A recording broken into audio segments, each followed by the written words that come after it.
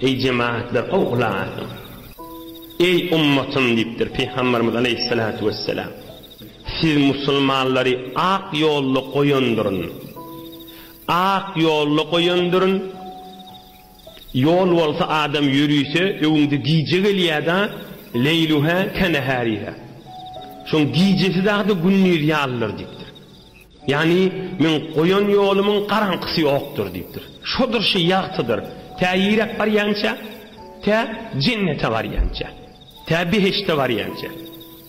Menden soňra her kim şu koyun yolumdan kenara çyksa helak bolar dipdir. Yani näme helak bolmak? Yani dargar dipdir. Ya günmegün zamanlarda bereket yok bolup, günmegün wagtlarda bereket yok, jübin pullaryna bereket yok.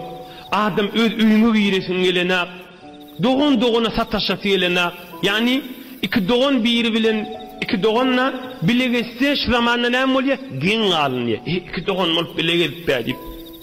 Dinden daşlyk insany helak etýändir. Muhammed Peygamber Aleyhissalatu vesselam'ın mübarek sözlerinin derinliğine dayanıp yo bicire derler diýse, he ora izaha galar. İki dünya ahorrasy bolar.